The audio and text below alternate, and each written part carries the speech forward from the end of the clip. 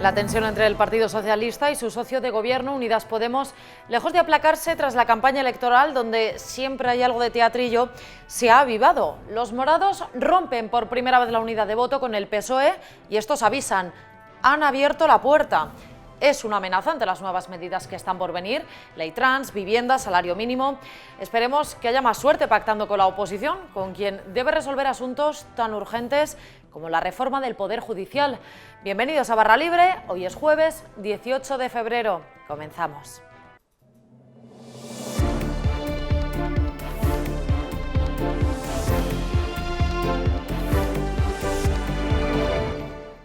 Saludos a todos. Hoy les hablamos de champán y de un masaje que se pagó durante el viaje del ministro Ábalos a Gran Canaria en noviembre, cuando visitó el muelle de Arguineguín, en plena crisis migratoria. Les contamos también que Sanidad oculta un lote de 6.800 dosis de la vacuna de AstraZeneca, según los datos comparados entre la farmacéutica y el ministerio. Les hablamos también del horizonte judicial de Podemos y les explicamos qué productos de la cesta de la compra se han encarecido más. Vamos con todo ello.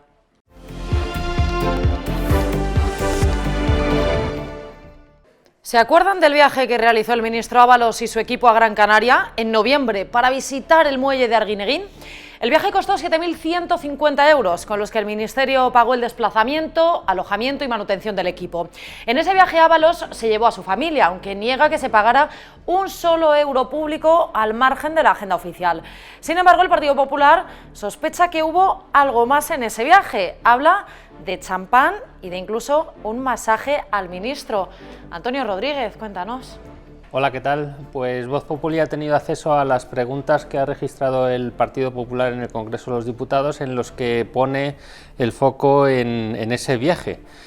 El partido de Pablo Casado reclama al Ejecutivo que le explique una serie de pagos que se realizaron en efectivo y cita expresamente champán, consumiciones y ese masaje al ministro de Transportes, en el que llega a precisar el día y la hora en el que lo disfrutó allí en ese hotel.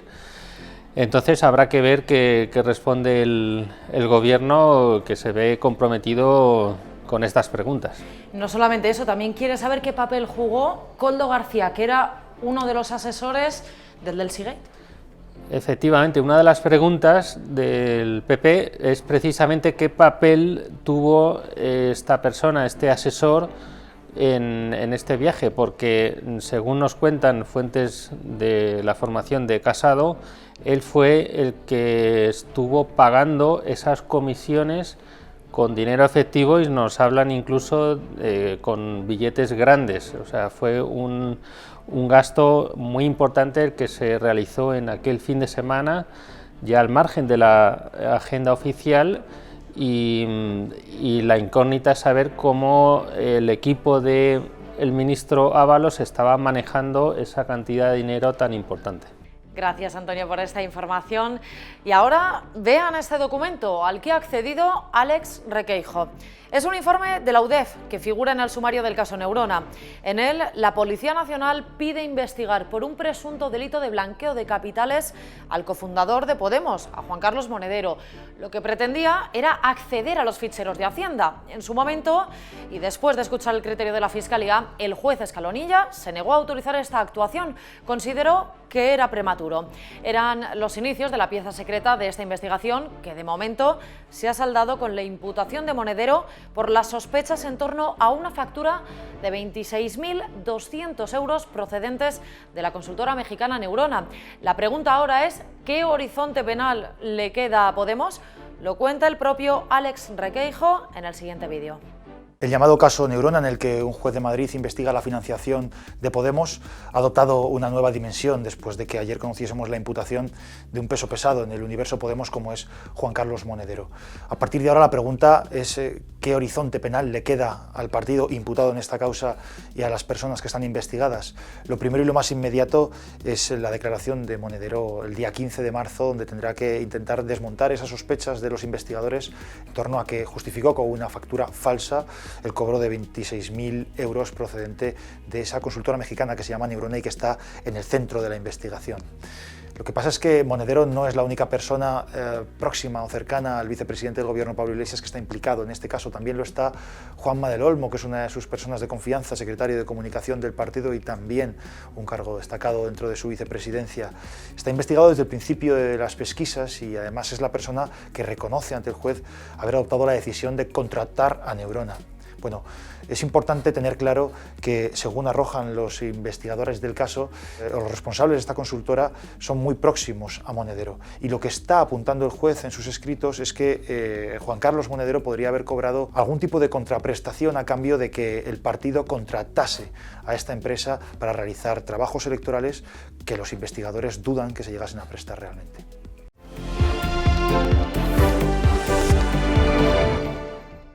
El Ministerio de Sanidad oculta en su informe diario de vacunas 6.800 dosis de las que envía AstraZeneca.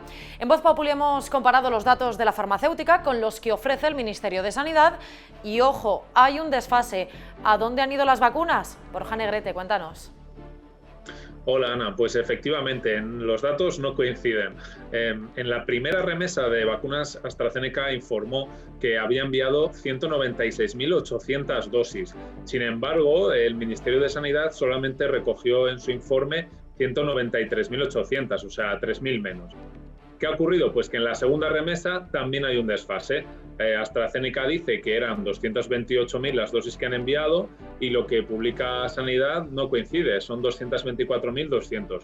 En definitiva, que hay un desfase, hay 6.800 dosis que no aparecen y su paradero de momento no ha sido aclarado por Sanidad. Claro, porque habéis preguntado a Sanidad, ¿os explica algo? ¿Dan alguna pista de dónde están estas vacunas? Pues de momento no, la verdad es que primeramente les hemos preguntado por ese desfase de 3.000 dosis que hay en la primera remesa y de momento no hemos obtenido respuesta al respecto, o sea que no sabemos dónde han ido a parar estas dosis. Quizás sea para los militares, es el único grupo al que dice Sanidad que ha mandado dosis al margen de las comunidades autónomas. Pero es que este periódico, Voz Populi, también ha preguntado al Ministerio de Defensa y tampoco ha conseguido respuesta. Pues Borja Negrete, muchísimas gracias por esta información. Precisamente sobre este desfase en las cifras de las vacunas que han llegado a nuestro país por parte de la farmacéutica, nuestro director Álvaro Nieto nos da el comentario del día. Hoy en Voz Populi les contamos el misterio de las vacunas perdidas. ¿De qué se trata? Pues miren ustedes, de una historia que cuanto menos es curiosa, por no llamarlo de otra manera. Resulta que AstraZeneca, uno de los fabricantes que está suministrando a España vacunas, ha informado a Voz Populi de que las notas que el gobierno publica todos los días respecto a los datos de vacunación no coinciden con los números, con los datos que tiene la compañía. Es decir, que AstraZeneca dice haber suministrado miles de vacunas al gobierno, pero el gobierno, en sus comunicaciones oficiales, está informando de que ha recibido 6.800 vacunas menos. Es decir, que se han perdido por el camino 6.800 vacunas. ¿Dónde están esas vacunas? ¿Quién las tiene? ¿Se las ha puesto alguien? ¿Las está utilizando el gobierno para, por ejemplo, vacunar a los miembros del gabinete, a los políticos, a los diputados, a los familiares de alguien? Exigimos desde aquí una explicación inmediata, porque se la hemos pedido al gobierno, al Ministerio de Sanidad, y todavía no nos ha dado una explicación medianamente creíble de lo que está pasando. No puede ser que AstraZeneca diga que ha entregado X miles de vacunas y que el gobierno a los medios de comunicación nos diga que está distribuyendo entre las comunidades autónomas 6.800 dosis menos. Aquí algo falla, los números no cuadran, el gobierno debe de explicarse.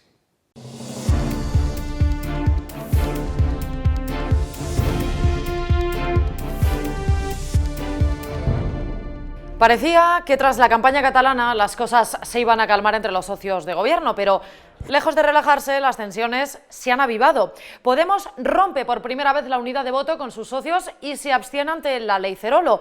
Y el PSOE amenaza con tumbar otra iniciativa de los morados sobre derechos sexuales y reproductivos. Con nosotros tenemos a Alejandro Vara, ¿cómo estás? ¿Qué tal? Muy bien, gracias. Y a Irene González. Hola. Bueno, la guerra ya se ha desatado. Pues sí, venía ya gestándose en esta Guerra Fría que han venido a llamar y hoy lo han escenificado. También es cierto que yo creo que el Partido Socialista está sobreactuando porque quiere un poco con la llamada, dice ahora sí que voy a llamar a Pablo Casado, con el no aplaudirle, son como toquecitos que le está dando a Pablo Iglesias y esta guerra, aparte de improductiva para el gobierno y para los españoles y productiva para nosotros que lo vamos a comentar, no va a acabar en una ruptura, ellos se necesitan. Sí, pero la guerra es verdad que ha subido mucho de tono y a mí me parece que hay un momento cumbre, hoy lo que has comentado de que no hubo aplausos tan ostensible en el Congreso, no hubo aplausos del grupo parlamentario a la parte socialista del grupo parlamentario hacia, después de la intervención de Pablo Iglesias, eso ya es como una especie de tocada de narices, para entendernos, mucho. Y además teniendo en cuenta lo soberbio que es Pablo Iglesias, hoy cuando se veían esas imágenes dice, bueno, le ha tocado las narices y además a modo. Pero hay una guerra de egos, aquí hay una guerra de egos fundamentalmente en el tema de la igualdad, en el tema feminista, entre Carmen Calvo e Irene Montero, y esa guerra de egos es lo que está llevando a este estallido que todos son chispas, y yo creo que va a haber mucho más, porque todavía tiene que entrar la ley trans, todo esto tenemos tiempo por delante. Efectivamente, yo creo que el momento álgido de esta guerra va a ser precisamente la ley trans, porque el Partido Socialista, que siempre en todo pulso que ha hecho Pablo Iglesias con el PSOE, siempre ha cedido, pero con la ley trans no puede ceder tan fácilmente en todo, porque perdería todo el movimiento feminista al Partido Socialista, no se lo puede permitir y yo creo que ahí sí que va a ser el momento en el que de verdad veamos qué va a suceder. Yo creo que el PSOE cederá a cosas, pero efectivamente una guerra de egos. Claro, Podemos estar en una situación muy complicada, es el que apoya en este caso al partido mayoritario y tiene que hacerse notar y sobre todo marcando su seña de identidad, ¿no? Claro, porque es que como no gestionan, quiero decir, son unos ministerios los que tiene que son de decorado, ¿no? Son de atrezo, ni gestionan ni tienen nada que hacer, aparte que ellos también son un poco gandules, hay que reconocer que la gente de Podemos lo han dicho los ministros socialistas que te lo comentan, dicen, si es que no traen un papel, si es que no hacen nada, si es que, bueno, no pegan ni chapa, pero hay puntos donde no se pueden dejar doblar el brazo, por ejemplo, en el tema de la igualdad. Y ahora mismo esa historia va a provocar un choque muy potente porque vamos a ver quién gana. Fíjate, tenemos un Ministerio de Igualdad que no es capaz de sacar adelante una ley de igualdad, que la ha tenido que sacar Carmen Calvo, bueno, que la saca Carmen Calvo con la abstención de Podemos. Pero a ver con la ley trans qué es lo que ocurre. No va a consentir Pablo Iglesias que a Irene Montero la humillen de esa forma en una ley que lleva elaborando y ¿qué va a pasar ahí? A mí me parece que hay que alquilar sillas de pista para ver el espectáculo. Sí, es además muy interesante porque yo creo que ellos efectivamente no trabajan en lo que es la gestión del Estado, pero sí trabajan en la guerra ideológica y en el proyecto ideológico al que ellos han venido a traer al gobierno. En eso sí que están ellos trabajando. Y hay un comentario que ha hecho hoy el presidente del gobierno refiriéndose a la película El Sirviente y según iba relatando la personalidad de las ganas de dominación y la obsesión de poder, dice, se está hablando de Pablo Iglesias y está a lo mejor vaticinando lo que va a acabar pasando con él. ¿Tiene miedo Pedro Sánchez de que acabe siendo él el sirviente? Lo que pasa es que si has visto El Sirviente, perdona que te interrumpa, la verdad es que el personaje de Dick Bogarde, en este caso en concreto, que podría ser Pablo Iglesias, pero es el que se hace con el control del asunto. Exacto. A mí me parece que está bien tirado, muy bien tirado, pero en esta línea de la humillación a la que le están sometiendo ahora el bloque socialista también, Pedro Sánchez tiene que dar satisfacción a los suyos, no nos engañemos, y a Carmen Calvo también, particularmente. Entonces, esta humillación de temporal, que no terminará, no llegará a la sangre al río, tiene toda la razón nuestra Irene, que es la buena, y no otras Irenes que hay por ahí, eso no va a terminar llevando, rompiendo gobierno, pero Va a ser un periodo muy incómodo para Podemos, muy incómodo, y ya lo estamos viendo. Y tienen casi el camino despejado, ¿no?, ante una oposición que está fragmentada, sin liderazgo alguno. Esto es que es clave porque normalmente la izquierda más radical, la única forma de sacarle del gobierno es con una guerra civil entre ellos y una unión de la oposición. Hasta ahora hemos asistido al escenario completamente opuesto, a una unión del gobierno y a una guerra civil, por decirlo de esta manera, dentro de lo que es la oposición. Es muy importante el papel que vayan a hacer. La oposición tiene que fomentar esa fricción dentro del gobierno, tiene que fomentarla de alguna manera, y el Partido Socialista, ahora que les va a llamar al Partido Popular para la renovación del Consejo General del Poder Judicial, que es la única baza que tiene el PP, que no tiene el PSOE, tienen que saber jugarla. Sí, pero hay que tener en cuenta ahí que el bloque, digamos, del centro-derecha está más fragmentado y más peleado que el bloque que está en el poder. ¿Por qué? Porque la oposición desgasta, y estamos viendo, lo hemos visto en Cataluña, y el panorama que tenemos ante nosotros, ¿cuál es? 2 años por delante de estas fricciones, de este tira y afloja de el PSOE contra Pablo Iglesias, de Podemos. Lo que te dicen en Moncloa es algo bien sencillo. Cuanto más se agita y más ruido monta la gente de Podemos, le va mejor al PSOE. ¿Por qué? Porque se erige en el gran partido de gobierno, el gran partido serio, el gran partido de gestión, y sin embargo los de Podemos son los señores que gritan y que molestan y que disturban y que no aportan. Por eso esta guerra es que les viene a ellos muy bien y les gusta además escenificarla. Sánchez. Les gusta además escenificarla porque parece cada uno en su papel. Pedro Sánchez, que va de institucional, de presidente, el otro sigue todavía en su faceta de agitador, pero es un gobierno que ninguno va a romper. Brevemente, todavía faltan medidas por poner en marcha. Hablamos de la ley de la vivienda, el salario mínimo. ¿Qué va a pasar? ¿Van a ser capaces de sacarlo? Brevemente, Alejandro. No, yo creo que los van a sacar, y van a sacar, estamos viendo que en los temas económicos al final quien se impone porque nos lo impone Bruselas también, quien se impone es la parte de Pedro Sánchez del gobierno. Yo creo que sin duda se van a poner de acuerdo en esto. Yo creo que en el único lugar en el que se va a encontrar una fricción es en el de la ley trans, y bueno, yo creo que el PSOE sí que cederá más de todo lo que pueda, cederá, mantendrá lo estrictamente necesario de Europa, pero... Pues Irene, Alejandro, vamos a contactar en este punto con Miquel Jiménez, que ha escuchado atentamente la tertulia. Aquí se ha hablado de las peleas que hay entre los socios de gobierno, pero no son las únicas. Allí en Cataluña también hay bastante guerra, ¿verdad, Miquel? Hay un culebrón aquí, que ríete tú de los culebrones venezolanos de Omniamul. Estoy trabajando en un building, nada, lo de aquí es mucho peor.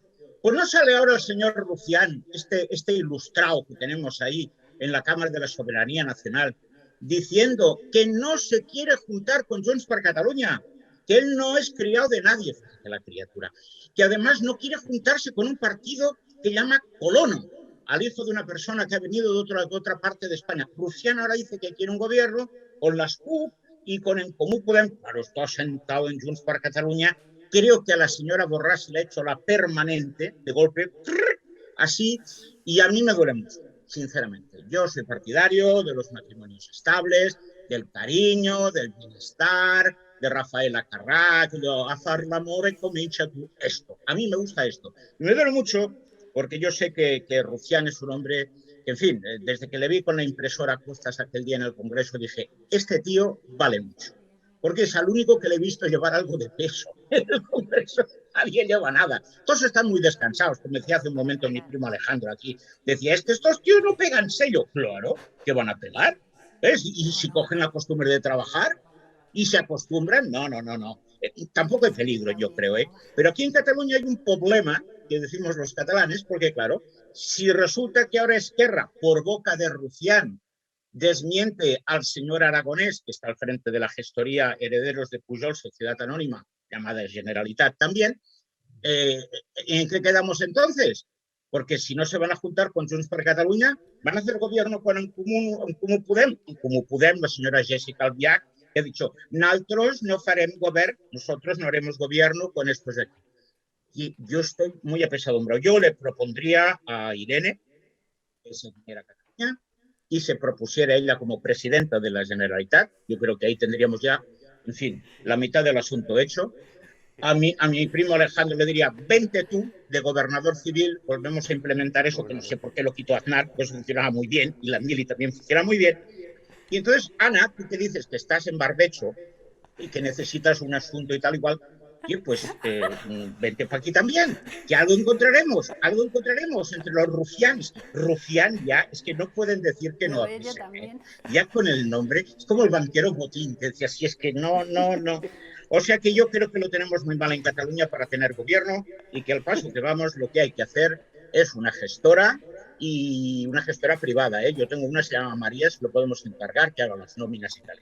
Pero lo veo muy mal todo esto y me duele mucho, Ana, mucho, lo paso muy mal, de verdad, créeme. Miquel, gracias, ya nos has arreglado la Generalitat, has desvelado mis secretos, que te cuento por privado, no pasa nada. Irene, ¿querías decirle algo también? Sí, no, que es muy interesante lo que estaba comentando, porque las fricciones del gobierno, del PSOE y Podemos, yo creo que sí que van a tener un escenario en Cataluña, porque Esquerra sí va a formar gobierno sí o sí con los comunes, aunque acabe con Junts y demás, ¿estará la CUP o no? Pero los comunes estarán. Entonces ya es una conexión más directa de Iglesias con el gobierno de Cataluña que ha dejado a ella al margen. Entonces yo creo que ahí también se va a trasladar. Miquel, que me apunto a lo de gobernador civil, me ha encantado, además ya es un puesto en desuso, pero me parece que hay que llenarlo, eso hay que llenarlo, y te agradezco la invitación. Gobernador, pero Irene presidenta. Presidenta. Que nos quede claro. Miquel Jiménez, muchísimas gracias, Alejandro Vara, Gracias. Irene González, gracias a todos. Gracias.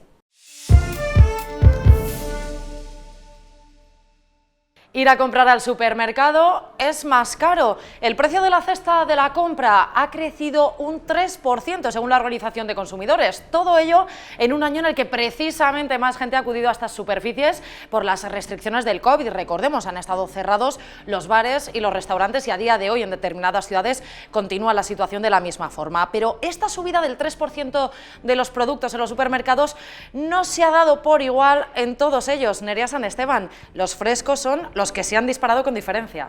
Así es, Ana, los frescos, que incluyen desde el pescado y la carne hasta las frutas, las verduras o incluso los huevos, es una de las categorías que más ha incrementado su precio y además es muy importante porque supone más del 30% de las ventas que se hacen en gran consumo, con lo cual marca el precio directamente de la cesta que acabamos sacando del supermercado.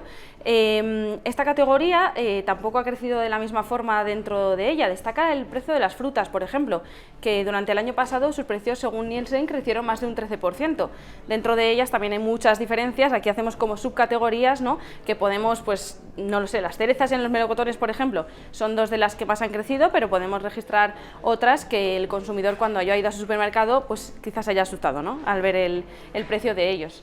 La gente quiere comer sano, esto también se aplica a los pescados, ¿verdad? Que también han subido. Eso es, el pescado ha crecido más de un 5% y dentro de esta categoría destacan otra subcategoría, ¿no? Volvemos aquí a hacer la reducción, que son los peces de captura. El atún, la merluza o el gallo, por ejemplo, han crecido más de un 10%, con lo cual también ahí hemos notado un poquito más ese tirón. Y en el lado contrario, ¿qué ha pasado con los cosméticos? Hemos salido menos de casa y parece que nos hemos cuidado o nos hemos dejado, ¿no? Eso es, Ana, menos oportunidades para arreglarse por razones obvias, ¿no? Ya no podemos salir tanto como antes, con lo cual la categoría de la cosmética, el maquillaje y el perfume es la única que ha caído con mucha fuerza, más de un 8%, y además es un dato que llama bastante la atención, pero hay también aquí una subcategoría que es la que crece, que como no, es la de los productos de limpieza y desinfección, ¿no? En época de geles, desinfección de encimeras y de todo tipo de temas de estos, pues más de casi un 4% más. ¿Quién no tiene ya el gel en casa, un producto desinfectante? Eso es, desde luego que ahora abres el armario y ha cambiado totalmente. Ya en todas las casas, ya no desde la entrada, ¿no? Eso es un poco lo que marca. Nerea San Esteban, muchísimas gracias por esta explicación. Nosotros nos despedimos, hasta aquí esta edición de Barra Libre. Ya saben que pueden vernos en la web de vozpopuli.com, vernos también en YouTube y escucharnos en formato podcast. Nosotros volvemos mañana con más temas. Hasta pronto.